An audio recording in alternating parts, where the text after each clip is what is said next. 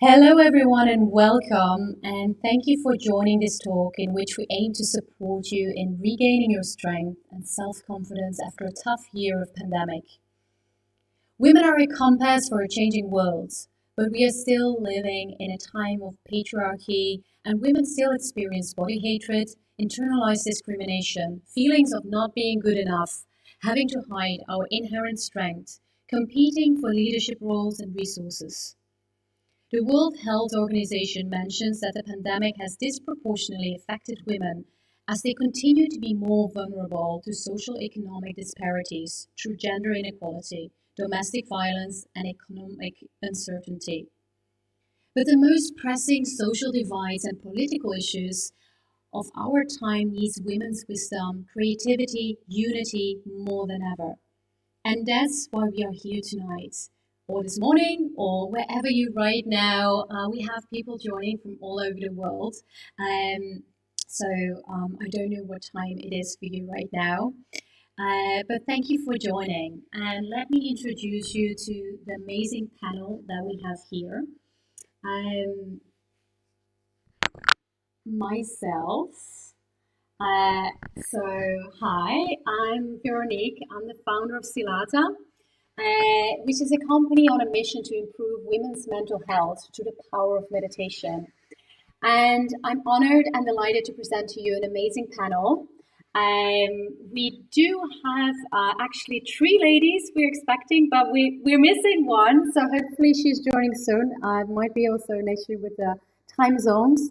Um, but let me introduce these two amazing ladies to you. And I realized that actually all of them are TV personalities, which I didn't realize before. And so Maud Hurst is the founder of Energy Rise. And that's a yoga, meditation, and healing company that she started herself. Her classes deliver a powerful internal experience by exploring different brain waves to connect you more deeply to yourself and to improve your physical and mental well being. Before that, she was an actress in the popular series The Vikings. I don't know if I missed anything, Maud, about you. No, that was a lovely introduction. We could go on, but no, that's it. I have this amazing company called Energy Rise, and my aim is just to make mindfulness accessible to as many people as I can possibly reach, because I think now more than ever, with so much disconnect in the world, we need to come together. We need to look after each other and ourselves. And so that's what I believe mindfulness can do. Yes, thank you for joining. And we have Daisy. Daisy Bartlett is an ambassador for Manduka. Daisy has been teaching health and well-being for over the past 25 years. She's a dynamic motivator and widely sought after international presenter and spokesperson. Her innovative approach to teaching is to tap into one's internal joy and let movement be an outer expression of that state. Daisy's inspiring and unique classes have been featured on networks such as ABC, NBC, Fox, Univision, Hallmark, The Lifetime, and she also creates amazing yoga mats together with Manduka. And I personally love this round yoga mat, which I think is amazing. So, Daisy, welcome. Thank you for joining. Thank you so much. I'm so happy to be here with you. And women's empowerment is something that I'm so passionate about. So I'm really excited for this opportunity. That's exactly where we are here for. So my first question to both of you is actually, we're hopefully getting to the end of the pandemic. It's definitely not over. But how is it for you, Daisy? How did you experience the pandemic, and what was the hardest for you? And also, maybe were there any things that were very positive and you felt you could really grow from?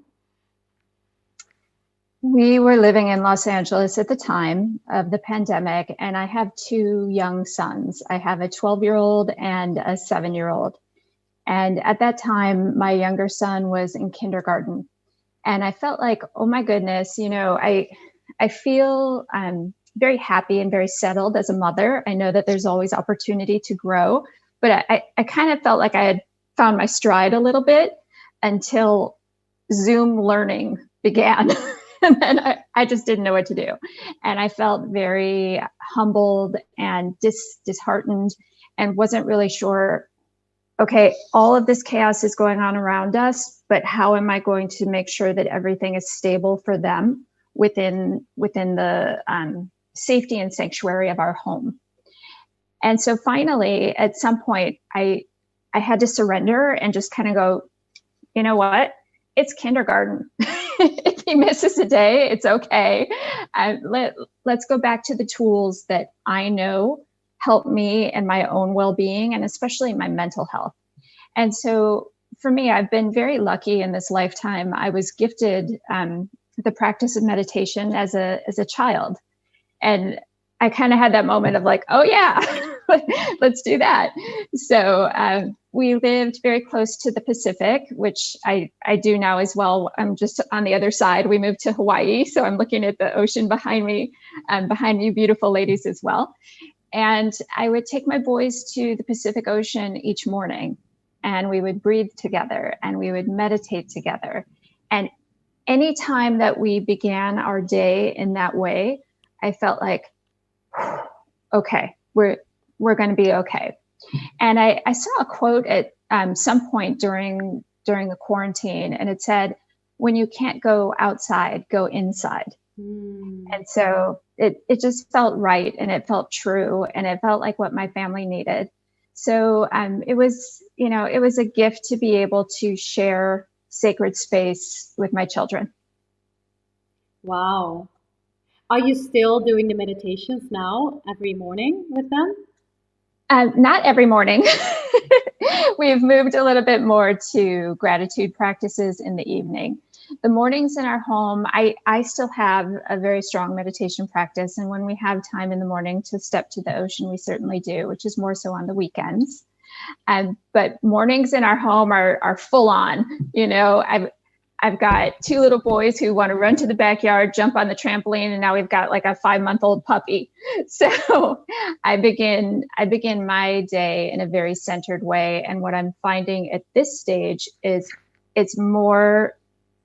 I am more of service to them, offering them this gift in the evening as a way to transition into the sleep state with peace and harmony. Yeah, and have your boys given any feedback on how they experienced it, how it's for them? Yes, they are very, very excited that we moved to Hawaii and we're surrounded by Mother Nature. And so they've been very expressive and open and communicative about how they felt when we were in LA still. And I don't think it's LA. Los Angeles is a wonderful community, and we lived there for 20 years, and I love that city. What they're referring to, I think, more is that lockdown and the spirit of lockdown, and having to tell on your neighbors if they left the house. And so they were sort of hyper aware of that, and I didn't even realize it. I think sometimes as parents, once in a while we'll turn on the news, and those little ears are listening. And they know what's up. So they told me, it was actually my 12-year-old. He said, "Mom, I feel more free here." And my heart just burst open. And again, I don't think it's necessarily the locale, although it doesn't hurt, but it's kind of getting to the other side of something that had so much uncertainty. And I think for little ones, especially, uncertainty is really scary.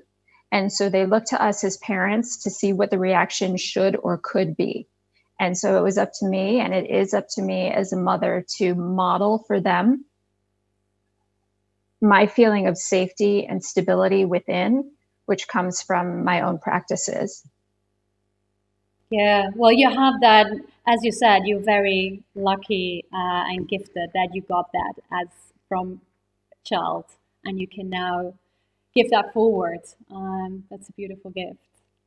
Thank you. Yeah, I grew up with my mom, who was a disciple of Goswami Kriyananda in Chicago. So that was at the Temple of Kriya Yoga. I grew up with yoga and all the different practices, meditation, asana, pranayama, have been so so beautiful in my own life. And so the boys do get on the mat though, like a lot, which I'm pretty excited about, to have my boys, kind of follow along with a yoga practice. It's so fun. And the puppy jumps in now too. Oh my God, you made it really fun.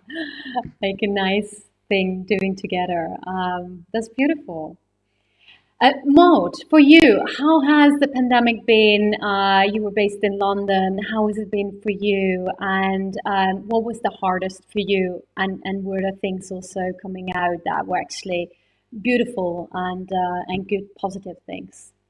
Yeah, well, I'm kind of realizing that nobody is coming out of this unscathed. I think we've all been through our own internal and external roller coaster. For me, the toughest was I just had a lot of uncertainty at the beginning. I went through a breakup at the beginning of lockdown, which I don't think is going to be unusual as we come out of this. I think we all sat in relationships and questioned big questions and made big decisions. So I moved in with my mum, which I haven't done for years. And it was kind of, at first, this kind of head mind frame to get used to that as well. But it was actually turned into the most beautiful experience. I was like, when else in your 30s would you get this opportunity to spend with a parent in this kind of proximity? And then transitioned again to I've just bought myself my first place, and I'm loving it and having like my beautiful cocoon here. And so for me, the hardest part was just the transitioning in lockdown to different locations and having to readjust in London in a kind of that city, as we were talking about in LA. It's like it feels quite closed. It feels like I'm not surrounded with luscious nature, and I am definitely a nature craver. I love being around water and open spaces. But then I've kind of turned it around. I think the positives I've taken, my career, I realized one of the main things from my own teachings and meditation is really what I focus on. There are two things that we need for our mental health, and it's one of the main things is community and connection to other humans, which we were really not getting a lot of, particularly living alone for a while, which I was. And my community just became this beautiful place that kept growing, and from all over the world. And we came together to meditate, to practice yoga, and also just to sit and talk. And we had check-in sessions, and it was amazing to know that this is the first time we've globe gone through something, or at least we've been aware that we're all going through it because of the internet. And to speak to people in every country going through something similar was actually this really connecting, beautiful experience. So I think I'm really coming out of it feeling just a sense of how important human connection is, how important mindfulness practices are. I feel so grateful that I had mindfulness practices before this, because I don't know how I would have coped without knowing that meditation was a toolkit, or, if I felt completely trapped, and knowing that getting out in nature was going to help me, and all of the stuff that I kind of had learned on my journey. It was almost like putting it all to the real test. So yeah, I think I've come out just so grateful for nature, so grateful for meditation and practices that allow us to go in when we can't go out, and find connection with people and community and supporting each other, which has been a beautiful thing that I'm taking away from this crazy year.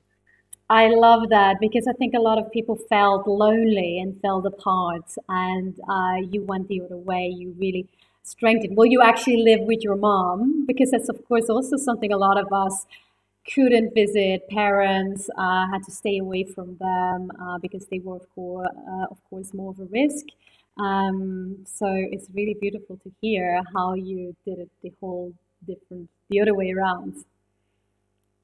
Yeah, it was an interesting time, but one that I think I'll treasure for a long time, because I think this year has had so many challenges, but in those challenges have also been like pockets of real beauty and simplicity that we just never have done. I mean, we're so busy in life, and actually what an amazing and scary opportunity to kind of have everything stripped away and to kind of rebuild ourselves. And I think I said before, but I felt like I've done a Vipassana, a 10-day silent meditation retreat, and that, as I know you have, Veronique. And this feels like a global Vipassana. It's like you sit with your stuff without wanting to, and have to deal with what choices have you made? What lifestyle are you living? What do you need for your own sense of joy? What do you need to make you and your family safe and happy? And those questions have had to be asked by each of us. Yeah, absolutely. In the meantime, we have Heather there as well. Thank you, Heather, for joining. Oh my goodness, so sorry I'm late. Time changes and we're in a different country and now I'm in a different state. So we lost track of time. But thank you for having me. I'm so excited to be here. Yeah, no worries. So Heather Young, she's the co-founder of So She Slaves, which is a lifestyle platform for strong and motivated women, and empowering women to break through taboos of this time. And Heather is, besides working for her passion, So She Slaves, she's also can be found as a producer, actress, writer in the film and TV industry. Is that right? Is there anything to add? That is right. You make me sound pretty good there. Heather, how was it for you, the whole pandemic? What was the hardest for you? I mean, of course, we're not fully out of it, but we're having like some light at the end of the tunnel. And what were the beautiful things? What were the learnings for you? You know, I think I learned a lot about myself personally. You know, I'm a big hustler. I like to be able to move and go and do things. And, you know, I was living in San Francisco, about to move to LA. And I was a week from moving to LA when the pandemic like shut everything down. So I was actually forced to go back to my hometown, which is a small farm town in California. So it was almost better that way because, you know, you go from a city to more country life and it's spread out. So there's a lot more freedom in that nature, especially when everything was locked down. But the hardest part for me was slowing down to the point where I was like, what am I going to do? I haven't, you know, moved this slow ever before. Nothing was happening production wise. Hollywood shut down for a while. Nobody was in studios. It was like nothing I had ever experienced before. Because even in school, when I was in college, I was always just hustling, doing things. I had jobs in school and organizations, all that kind of stuff. So that was the hardest transition, was slowing down. But I think for me, what was the best part is even though I did slow down, I was still able to quote unquote work from home. So a lot of time went into So She Slays, a lot of time went into own personal projects. And I really had to be okay with, you know, taking my time on things. It did allow me to get to a point where I created my own routine. I would go and I would work on my own creative projects. I would work on So She Slays. I used the extra time to, you know, work, which was great. But then it got to the point where I was only working. Like, that is all I did. And I wasn't ever leaving the house. And, you know, I would see my parents because I went and stayed with them. And I would walk down the hallway and go to my room and walk down the other hallway and go to the office. And that was my life for a long time. And I was like, I need to get out of this house. I need to see light. Like, I need to be out. So I started to learn how to ride horses. And I've just been riding horses as an outlet. Had nothing to do with work, nothing to do with any sort of productivity, as far as just exploring an interest I had. So I think taking the time to kind of just learn about myself and getting the chance to explore interests that I never had the time to do before was probably one of the best things that came out of it. Nice. Yeah, I think it's amazing how we all started to like work on ourselves. I love what you all mentioned. I think we all noticed the things that weren't good got broken, and we had a chance to really look at who we are, look into ourselves, and take the time to explore that and explore nature and realize how important community is. Um, what are the if you could give like one tip to everyone watching to make sure your mental health stays well, what would it be? I don't know who of you want to go first. Like your number one mental well-being tip, especially right now when the whole pandemic is slowly getting to a bit more normal place. I would say sleep. Yeah. I mean, like, everybody laughs, but it's the one thing to go when things get crazy.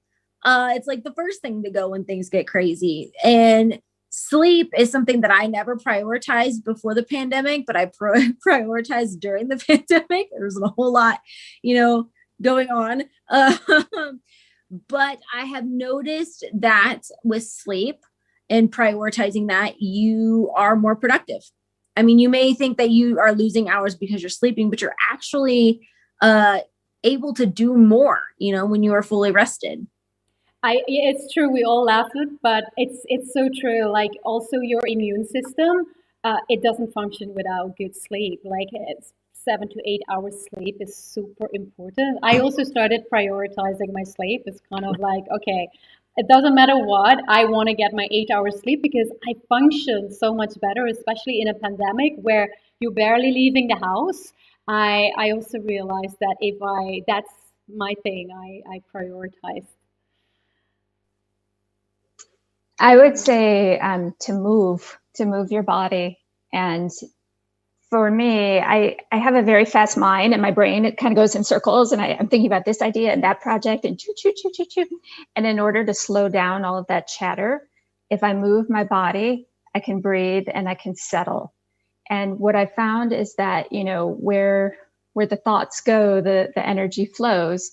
So if I can kind of calm down and let the thoughts flow easily, the body and the energy flow easily. And I also just wanted to mention, because I think I'm the mom here, I'm speaking from the mommy perspective. I did share that with my children as well. And we wound up starting a YouTube channel together, and we did family workouts and family yoga practices. And so it was really a beautiful opportunity to share that with families everywhere. Nice, yeah. And you mentioned a very important point because in the end, moms have been hit the hardest. They took on most of the homeschooling. They still do much more of the housework and the household and everything. And so I think it's indeed very important what you just tapped into is that moms have had a really hard time because it's easy for us to say, okay, I took a break and I will like sleep enough and I will meditate and I go out in nature. But if you have 2 young kids or 3 young kids that are depending on you, it's a lot harder. Um, Maybe also having that in mind, bite size, what other things are easy to do? Yeah, some things that are easy to do are to wake up in the morning and close your eyes and breathe deeply into the light, into the sunshine. It's free, it's beautiful, and it gives you a sense of connecting to radiance and to your own inner light and your own inner radiance and letting that shine. Also, gratitude, having a gratitude list. It sounds a little cliche at this point because it's become sort of a bullet point in certain topics. But in practice, it's beautiful and it feels so good in the body. And to have that list, and especially if you have the time to write it down like old-fashioned pen and paper, there's something about that connection of the senses and the thought with the sense of touch that kind of locks it in. Yeah, and it doesn't need a lot of time. It's just the habit of waking up, writing it down, maybe closing your eyes for just 1 minute. It's also what we really promote with the meditation. Like you don't need 20 minutes because definitely a mom doesn't have 20 minutes, and most of us simply cannot find that on a daily basis. But just having 1 minute and closing the eyes, as you said, like I love when you just did it. Also, when the movements, I already calmed down, and just taking that snapshot of a break to like re-energize. Maud, one tip from you. We know we mentioned already a lot. Yeah, I would say just one really simple thing is coherent breathing, which is scientifically proven to be one of the most powerful and easy breaths to use, which is 6 seconds in through the nose, 6 seconds out through the nose. You don't even have to close your eyes. So if you are really super busy, just bring your awareness into the breath in and out for if you can do 5 or 10 minutes, your whole body and mind completely calm. It's just this balancing of your nervous system. So that's always kind of my go-to for like an instant. And the other thing that I just think coming out of this is nature. Like you don't even have to have a practice, but just as soon as you're out by a tree or water, something just happens to your nervous system. And there's just a sense that we're all connected to that beautiful, calm nature. Yeah, that's also so true. I mean, I've been going up and down from Berlin and Amsterdam, and I went on my bike and then go on like a long trip, and it's so nice. Like I felt so happy that we had the freedom to do that. We weren't like lockdown, and just getting out in nature, moving, being with other people. We go with a friend and have a chat. Yeah, it was really really nice.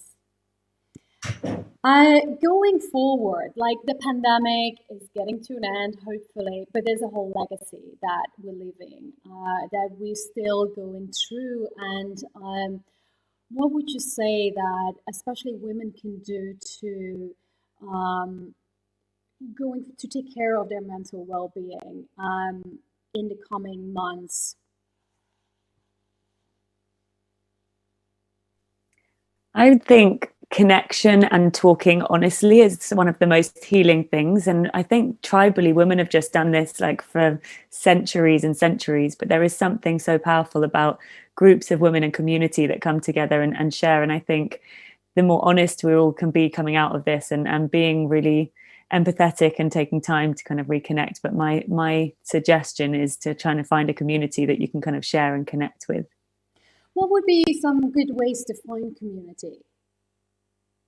An interest that you have, if it's meditation, finding a meditation app or something that there's kind of already a growing community of some people that have kind of a like-minded thing. But or even I'm sure there's like nature walks or things that you can do just to find your interest and find other people that are doing that, and kind of conversation comes through that. But I think things are going to start popping up more and more like this, because I think we've all realized that it's really important to come together and help each other through. Yeah, there's this study done, this Harvard study that also proves after, like they did it for 75 years, and the most important element for happiness is connection, like relationships and being connected with other people, and good relationships. It doesn't have to be loads, but good relationships are the number one thing to grow happiness. Yeah, I like that. I think also the power of ritual is something that can be taken away into the next chapter of our life as a global community. You know, as I listen to each of you, 3 beautiful women located all over the world, each of us has our own tools and our own rituals.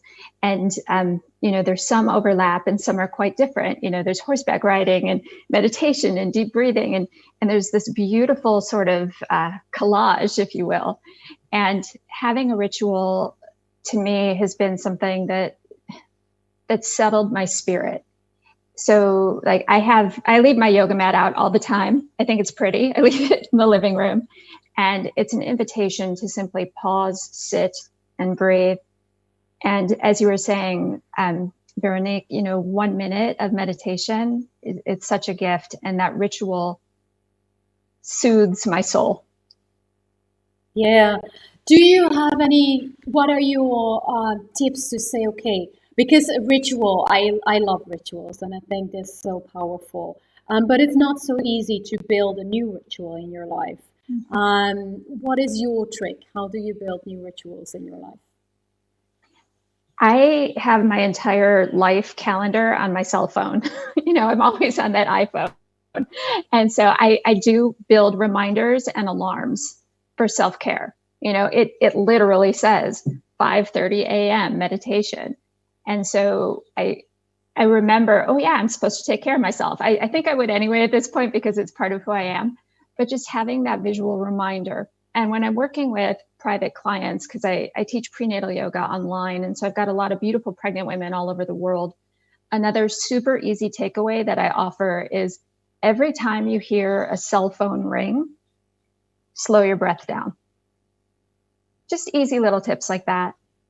Yeah, I like it because I mean, yeah, you mentioned a trigger, so make sure something is trigger you because it's so hard to. We have already so much on our mind to remember. So if you have an external thing that triggers you, and it's easier if you combine it to a habit you already have or ritual you already have.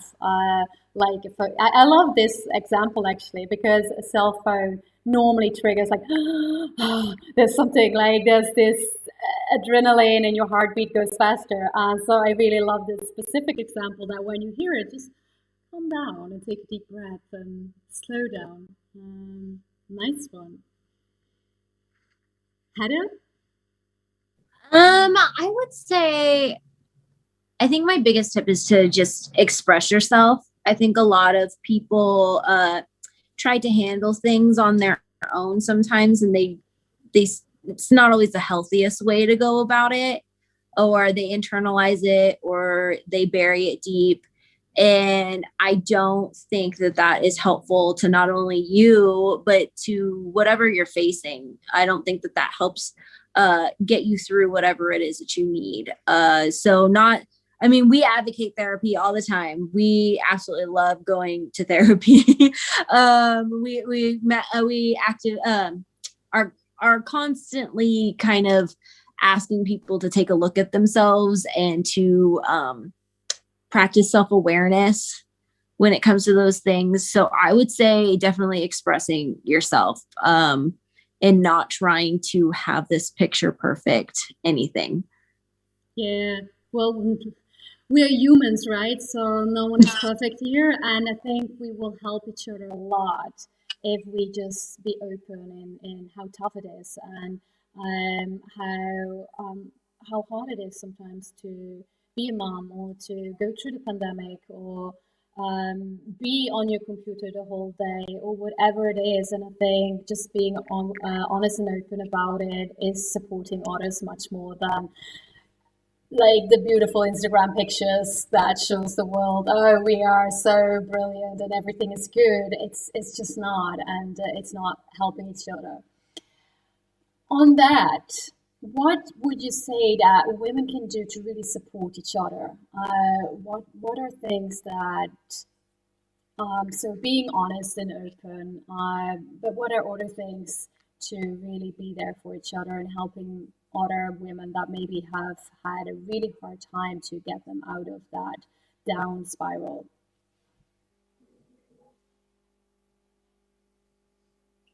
I feel like there's several different things that you can do. I mean, I know a lot of people aren't going to necessarily be an open ear. Oh, there we go. Sorry, I lost you for a second. But I don't think a lot of people would want to like express their deepest, darkest secrets or whatnot, or whatever they're feeling to people that they're not comfortable with. So if you are a friend to, someone who, might be going through it, your supportive role can just basically asking how they're feeling, instead of like the, how are you and all that kind of stuff. How are you feeling? Is a good question to kind of be there to start a conversation. And a lot of times it'll bring up things that have been bothering someone a lot more than how are you? Because that's normally just like oh, I'm good. But how are you feeling is something different. I would also, try and meet other people and other organizations that you're interested in, kind of like how Maud said. There's lots of organizations with lots of different interests out there. But yeah, those are like my two. I love what you said because, just this common thing, hey, how are you? And you're like, yeah, good. And even if even when people say, oh, bad, people don't even listen to it. So if you really ask, like, hey, how are you feeling? You're really asking a question that needs an answer, like an honest answer, and that can really open up something. Because it's not always easy to start the conversation when you're not feeling good. Exactly. I mean, a lot of times some people just don't think other people will understand, or they just don't think it's anything to talk about. So if you are the first person to just initiate that, I think you'll find it's well received. Yeah, absolutely. I've noticed a lot with my female friends coming out of this that everyone feels really changed, but in very different ways. And so I think one of the kindest things to do is kind of just to ask people how their experience has been and start the kind of because I think particularly recently as things have opened up, I've kind of met friends who have been through quite traumatic things and nobody's known about it. So we're all coming out as these different people that have experienced things in very different ways. And so just to kind of drop the expectations of life returning to normal and be open to everybody being different and new, and to create a space as much as we can and ask the questions of each other. And, you know, I think that is a good way to start. Like, how has this experience been for you? And allow people to kind of come out at their own pace rather than kind of rushing back into the norm that we used to have. Yeah, absolutely. I love that. And it's shocking to hear that people have been having a really hard time and it didn't speak with anyone. I also know some people and you're like, oh, why did you tell me? Like, and then I'm thinking like, why didn't I know? Like, why didn't I reach out and ask the right questions? But I think also to be compassionate to all of ourselves in that as well, because it has been a time when everyone's just gone inwards, and that's been okay, and that's been what this year has been. But it's just, I think, coming out with the kind of eyes of like a kind of new set of eyes and just being even more empathetic and compassionate and bringing as much of that to every relationship as we possibly can moving forward, I think.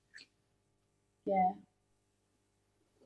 And to kind of piggyback onto what you're saying, Maud, that compassion, I think that when we express compassion for ourselves, it models for those around us that they're allowed to do the same. And Veronique, in the very beginning, you mentioned patriarchy. And I've been listening a lot to Dr. Shefali, and she speaks quite a bit about, you know, how as women, sometimes we judge each other, but it's really based on we're judging ourselves. And we've been taught that. We've been taught to look in the mirror and say, oh, wait, I need a little Botox, and maybe I need some highlights, and maybe I need this. Maybe I don't, you know, maybe I could kind of see like what in that the whole world really feeds me inside. If there's something that serves me, that makes me feel better, great. But it can get to the other side of obsession. And so I feel like when I kind of calm down and express compassion for myself, that models for the women around me to have compassion for themselves as well. At least I hope it does. Yeah. Oh my God. Yeah, I love that. It also made me remind about it's slightly different, but also what I personally started to do more and more is also to really understand my own feelings better. So when I'm touched or when something is happening, I notice a negative feeling or something is not like working for me, and I really go to that feeling and I really ask myself, okay, where is this coming from? And by just doing that and going more into that, it kind of disappears. So it already starts to make me feel much better. I don't know, something triggered me in what you said, because I think we also are so tough on ourselves very often, and we're tough on other women sometimes. And there's no need for both. Like, everything is okay, and we all have our positive and negative feelings, and they can be there. It's okay to allow them all to be there. And to share them and be open, Heather, to your point as well, like not hide them, but be really open and honest about all of them. Is there anything that you say, okay, now going forward, in the future, if something would happen, I know we can't prepare for life, and I'm a big believer of just kind of going with the flow and adapting as we go. And I think the three of you did an incredible job in how you kind of adapted over the time of the pandemic to find your own way and find your solutions for all the difficulties that came into your life. Would you think there is still something to prepare for in the future, to be more resilient for something if it hits us again?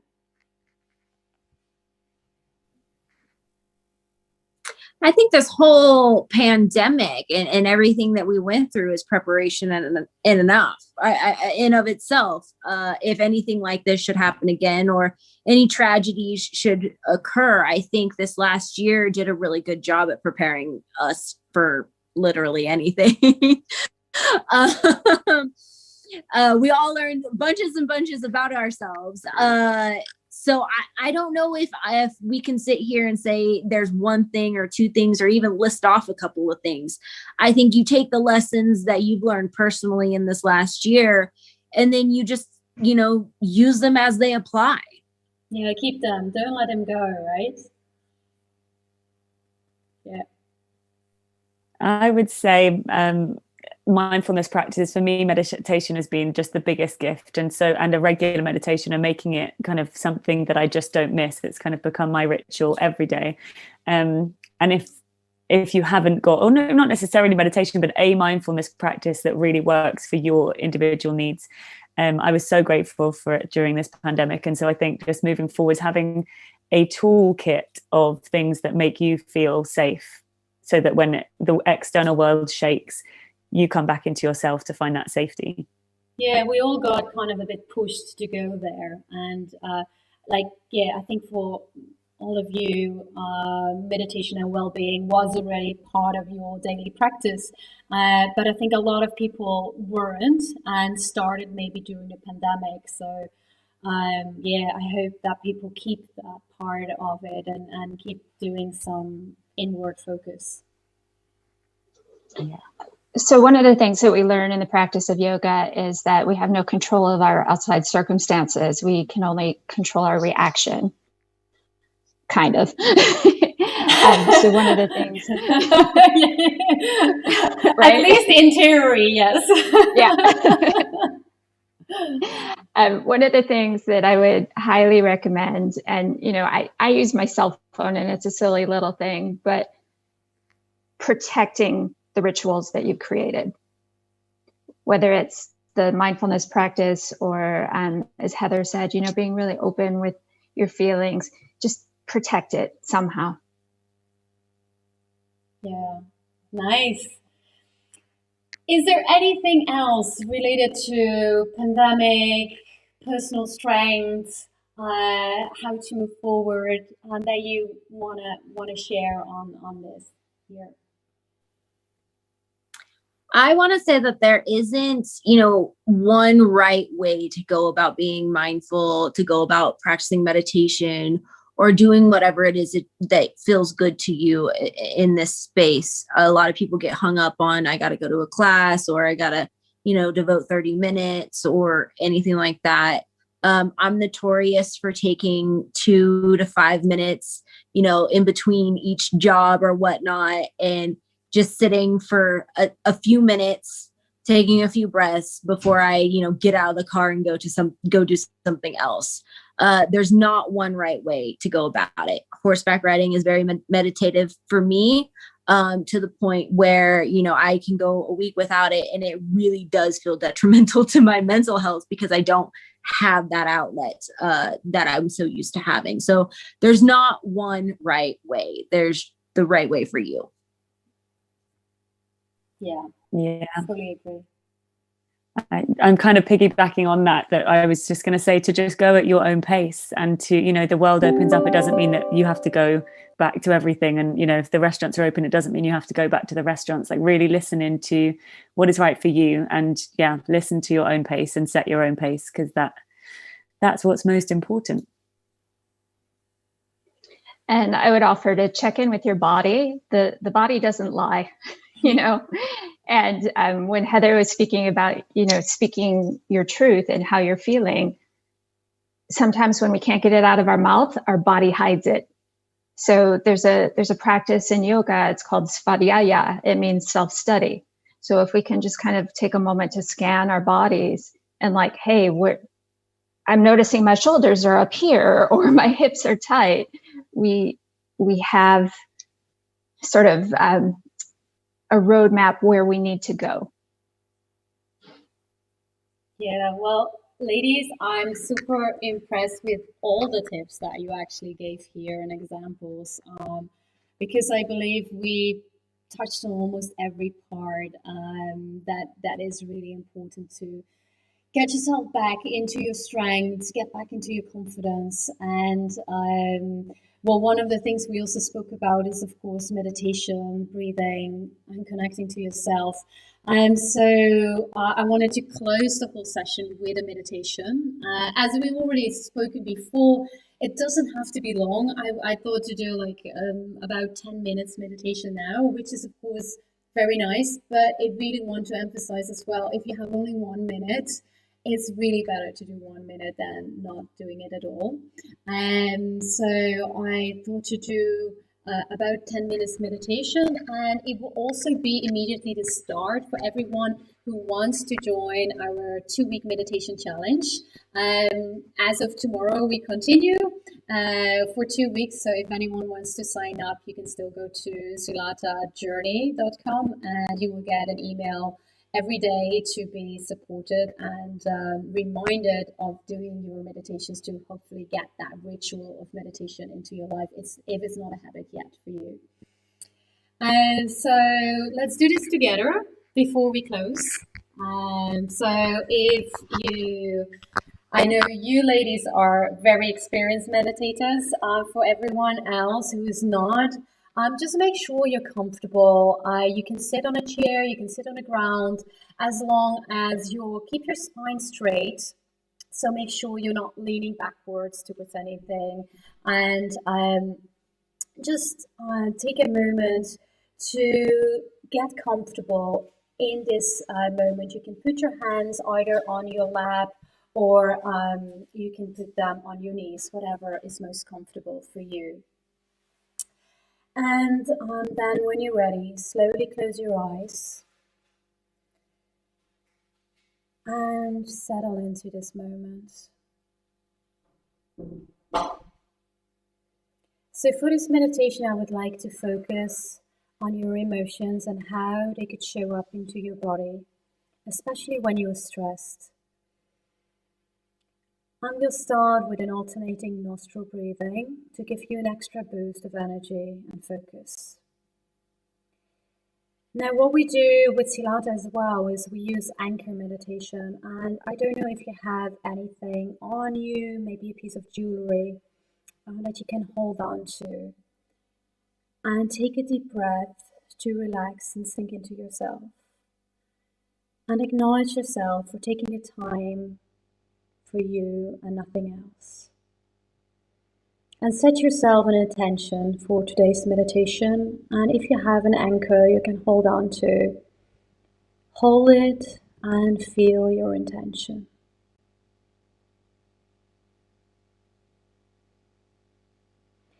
Now let go and go back to your natural breathing. And allow your body and mind to settle into breathing. Take a deep breath in through the nose. And when you breathe out, let go through the mouth. And let go of all the tension in your body. Now we take your right hand, you leave your left hand in your lap or on your knee. And bring your index finger and your middle finger between your eyebrows. Use that as an anchor. And close your right nostril with your thumb. Now breathe in through your left nostril. And then close your left nostril. Open your right nostril and breathe out through your right nostril. Slowly breathe in again through your right nostril. Close it with your thumb. And breathe out through your left nostril. Now that's one cycle. So repeat that for a few cycles in your own rhythm. Breathing in left. Close it. Open up the right. breathe out to the right side. And breathe in to the right side. Close it. And breathe out to the left side. And now continue in your own rhythm, following your breath, going in through your nostrils, left to right, right to left.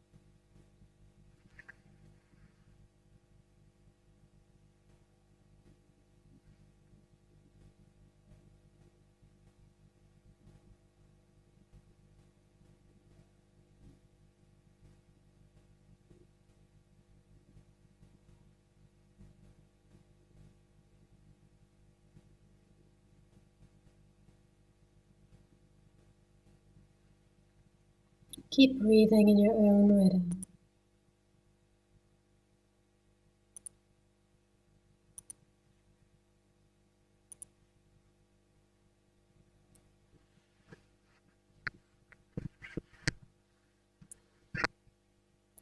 And then slowly put your hand back in your lap or on your knee and go back to your natural breathing.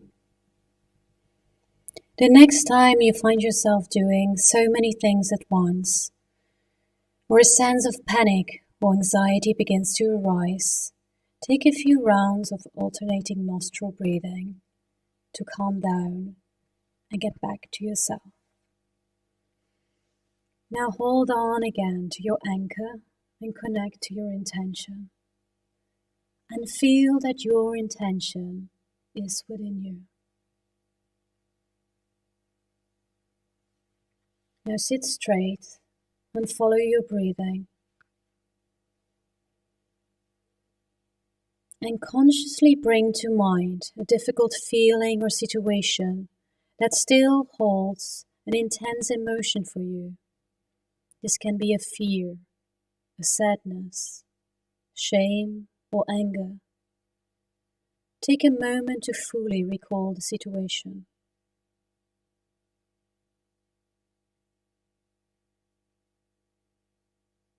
And now feel the emotions. What bodily sensations come with these emotions?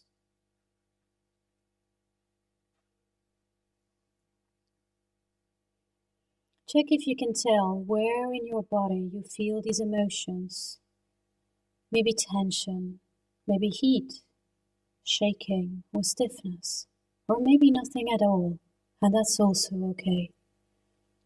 Whatever is happening in your body, note it.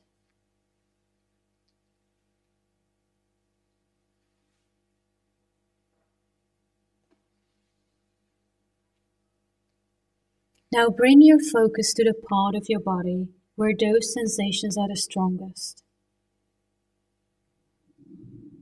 You don't have to do anything about them, just be aware of them.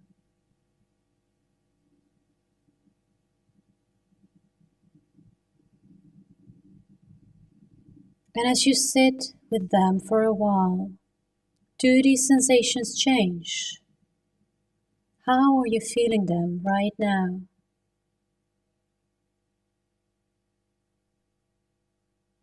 If you feel overwhelmed by emotions, use the awareness of your breath to anchor your attention in your body. Just breathe mindfully. This helps you to return to the present moment. And if you need to soothe yourself, you can tell yourself, soften, allow, soften. For a moment, sit with your emotions and the feelings in your body.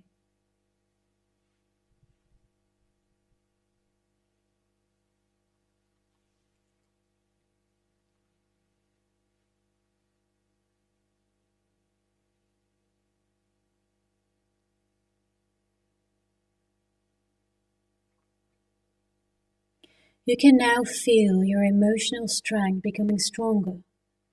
Every breath that you take helps you to stay grounded when facing challenges or difficult emotions. If you want to open yourself up for new experiences, try to repeat this text. As I allow myself to feel my emotions, I open a door towards emotional stability.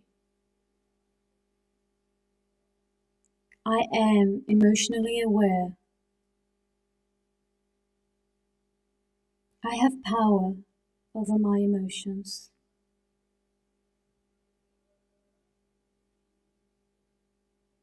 Never underestimate how powerful you truly are.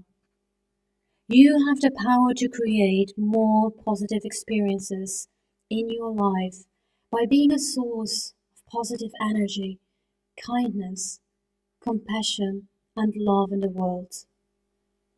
Remember, you are made to enjoy life and to share that joy with others.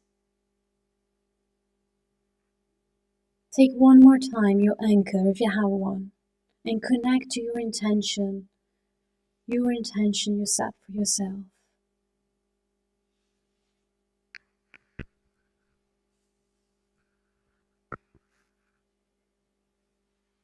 And then when you're ready, slowly come back, start to move a little bit your shoulders, your fingers, your toes. Maybe you want to turn your head a little bit around. And for a moment, simply notice how you feel. And then when you're ready, slowly open your eyes.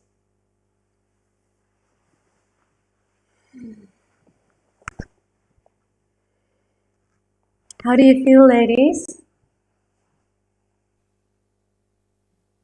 I feel fantastic. Thank you so much. It was such a beautiful reminder that in the same way that, we shower each day to remove the residue of the day, when we meditate each day, it removes the residue of the mind.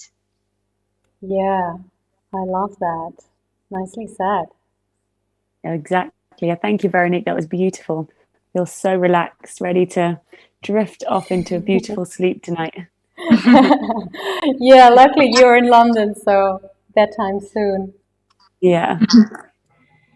No, it was beautiful. Thank you so much for leading that for us. Thank you. Well, thank you, ladies. I was a real inspiration talking with you. I'm really impressed by all the amazing tips and ideas and what you shared very openly. So big thanks. And I hope this has been really inspirational for everyone who's been watching. I'm pretty sure I learned at least a lot. And Yeah, so thank you so much for that. For everyone watching, the handles of these amazing ladies are in the notes below. So if you want to know more about them, you can find them on Instagram. And from there, you can find their websites and everything. And I would definitely recommend to follow them because they have so much wisdom. Yeah, everyone who wants to join the meditation challenge, please sign up. You can still sign up tonight or follow on Instagram, and you'll get reminded every day to build in that beautiful ritual of meditation. Thank you, ladies.